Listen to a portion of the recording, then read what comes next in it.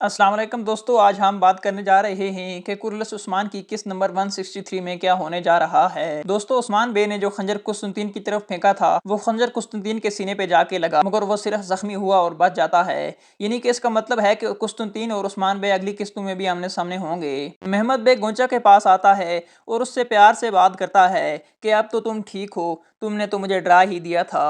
दोस्तों, कुस्तुनतीन की तरफ एक खत आता है जो कि नाम के बगैर है। हो सकता है कि यह ख़त महमद ने लिखा हो, क्योंकि महमद ने एल्जम खातून को होला फिरा के बारे में बातें करते हुए सुन लिया था। दोस्तों, एल्जम खातून के कबीले से कुछ लोग आते हैं और वो ये कहते हैं कि हम एल्जम खातून को अकेला नहीं छोड़ेंगे। इसका ये मतलब है कि एल्जम खातून पर या तो कोई इल्ज़ाम लगा है या फिर वो किसी मुश्किल में हैं। बोरसा के इर्द गिर्द तुर्क कबाइल आबाद हो रहे हैं और कुस्तुनतीन ये कहता है कि मैं उन्हें अपनी तलवार से ख़त्म कर दूंगा। इसका यह मतलब है कि कुस्तुनतीन छोटे तुर्क कबाइल पर हमला करेगा। दोस्तों, उस्मान बे किसी रास्ते पे जा रहे होते हैं मगर रास्ता भूल जाते हैं। इतने में एक भेड़िया आता है और वो उन्हें सही रास्ते पे लेके जाता है। इसका मतलब है कि उस्मान बे अगली किस्त में किसी बड़ी मुहिम पे जाएंगे। दोस्तों, ये सब दिखाया जाएगा अगली किस्त में। तब तक के लिए इजाज़त दें। अल्लाह हाफिज़। और जाते हुए वीडियो को ज़रूर सब्सक्राइब करें।